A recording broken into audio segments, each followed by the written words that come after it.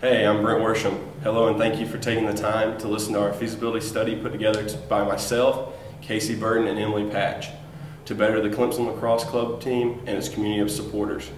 Based on our research and assumptions, we've decided that building a new lacrosse field for the men's team will be a tremendously beneficial investment. The lacrosse field is an important opportunity for the Booster Club, sponsors, and the university to take advantage of. In the following report, through statistical data, our own inferences, and logical conclusions, we explore all aspects of this project. I'm Casey Burton, and some beginning information about our project include the demographics of Pickens County. It's one of 6 municipalities, including the city of Clemson.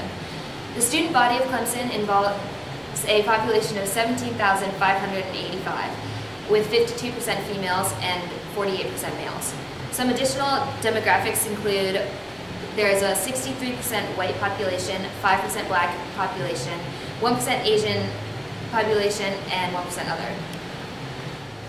Hey everyone, my name is Emily Patch, and thanks for listening. We would like to touch on some existing athletic venues already found on Clemson's campus. The first and most recognizable is Memorial Stadium, most known as Death Valley, but it hasn't been very deadly lately.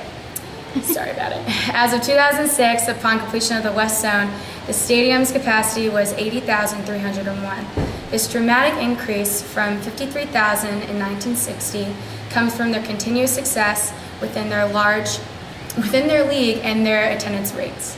The two additions came in 1978 and again in 1983, which ended up costing approximately $13.5 million. Another reputable athletic venue is Clemson's baseball stadium, Doug Kinsmore Stadium, has undergone and continues to undergo major renovations and additions. It has a 4,500 seating limit as now, and however the hill surrounding the stadium allows more spectators. Through many donations and the university funds, the stadium underwent a $5 million renovation during the 02-03 season. In 2005, the football replay screen was moved to the baseball stadium.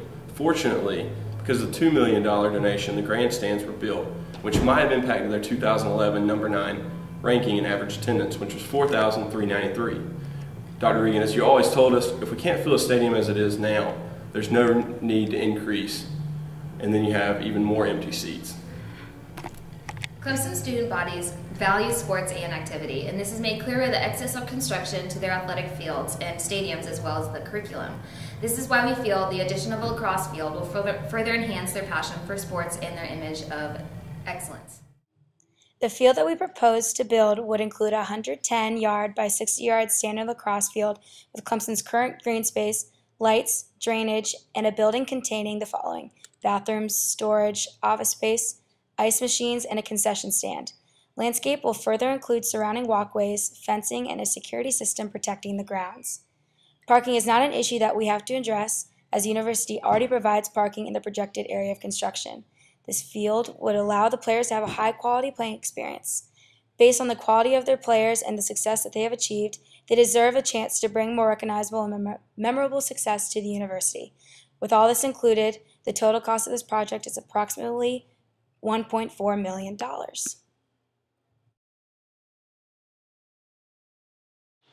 Currently, the team is playing on the Bermuda grass club fields, but would profit greatly from a new team-specific field. The roster names 59 players, but this number does not reflect the many of men that tried out for the team. This is a significant amount of athletes that do not have a field to consistently play on. They have already had 3 coaches in place that coach for the love of the sport versus financial reasons. Some of their past and recent successes include a summarized next in order to highlight their skills and abilities. In 2011, the Clemson men's lacrosse team went 14-2 all season and placed 7 players on the Southeastern Lacrosse Conference All-American Conference team and 5 on the SELC All-Tournament team, including tournament offensive MVP. They also possessed 2 of the top 84 players in Division I lacrosse, number 2 Chris Bellucci and number 58 William Patch, and the top player Chris Bellucci of the Southeast Lacrosse Conference.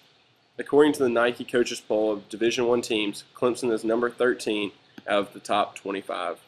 Another significantly important achievement was their number 15 rank in the Lax magazine's MCLA Division Power Rankings. The support and sponsors that are already in place include the team's parents, Clemson Lacrosse Booster Club, Lax World, MCLA, the Lax Mag, and Battle Lax.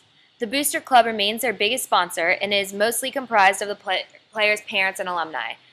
Financing options for this project that we have come up with are to increase and back the boosters' efforts in fundraising, who already donate $4,500 each season and will continue to do so, make merchandise sales more visible and permanent in its display, make IPTE's donation $40,000 each year, and reach out to sponsors in order to pay this field. By offering banner space on the fences and by concessions, as well as a possible sponsor logos painted on the actual field, we hope that existing sponsors will continue to donate to the team. Their sponsorships include Nike and Bilo because of their close relationship with the existing team and the Clemson athletic program. Bilo is the official grocer of Clemson sports and could be persuaded to donate in return for exposure and brand recognition. We decided to start with the income statement to briefly overview before moving on to the more important balance sheet. The majority of our revenue is coming from the university and sponsors. With booster donations already at $4,500, it shows great potential for more revenue in the future. By Clemson's 4th year with the field and increased exposure, they will host the SCLC Championship Tournament, which will increase our revenue and expenses. As you can see from year 3 to year 4, our assumed cost of goods sold and concessions increased by $1,700. Also, the ticket revenue is $14,500 in year 4. To get to this number, we included the assumed increased revenue from ticket sales and accounted for inflation. Looking at our expenses, we were able to pay a coach stipend of $1,500 divided among 3 coaches from the extra booster money we raised. We are hoping to raise IPTE's university fee to $40,000 because it already is meant to cover the conference fee of $10,000. Due to the depreciated assets each year, our depreciation cost is $40,034 the first year. We used the straight line method and depreciated all hard and soft costs, included in building and the equipment. We reached our highest net income year 4, where our assumed net income is $15,502 on account of hosting the SCLC tournament. With our initial investment of $200,000 and a loan of $750,000, we project being able to generate positive cash flow. We multiplied our total revenue by 5% in order to come up with our accounts receivable amount. Similarly, we multiplied our total expenses and cost of goods sold by 5% to get our accounts payable number of approximately $6,500 a year. The inventory account amounts are a result of multiplying our merchandise revenue by 20% to account for the excess inventory. Our short-term and long-term debt comes from our loan of $750,000. Our balance sheet reflects the fact that we are maintaining a positive cash flow and have the ability to pay off our loan at an 8% 20-year rate. By year 5, we project that we will have retained earnings of $30,232, a landslide amount coming from $617 in year 1. We arrived at $829,613 from a FIPSE government grant, which USC received as well. FIPSE, Fund of the Improvement of Post-Secondary Education, gives grants to higher education universities. The Department of Education, who helps determine who receives the money, is partial to the university and college improvements that will benefit their student bodies. By stressing that this embodies and helps the overall education mission of the school, we expect to receive the grant. The players will learn leadership skills and socialize while being able to represent their university. We will approach Senator Graham, who helped the USC grant along, and he will be able to push the grant through its final approval. First and foremost, we do not have any negative cash flows. We have cash on hand and are able to pay off debt.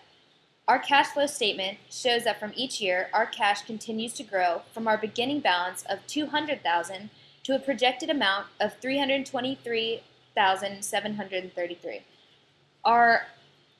To reiterate our earlier point, this statement portrays the fact that we can pay off our debt each year successfully. This also shows that we continue to invest each year and have the ability to keep the team afloat. Our continuing investments show the strength of our cash flow. Here are a few pictures from last year's 2011 season game versus the mighty Gamecocks. This game occurred on Clemson football's practice fields located across the street from Death Valley. As you can see, not only by the turnout of fans, but by the pristine conditions of the grass and field facility overall will greatly enhance Clemson Lacrosse and their game's play. This particular game ended with the Tigers winning by 1 goal in sudden death, after playing through 2 overtime periods. We would like to leave you with a few additional photos of University of South Carolina's club sport Strom Thurmond sports fields during their construction process. Their layout and amenities, while meant to be more multi-purpose with the number of sports that use them, are an excellent comparison to how we hope the Clemson lacrosse field may eventually turn out. Based on these assumptions, we believe that our project is very feasible to build a Clemson lacrosse field for the university. We hope you accept the project. I'm Brent.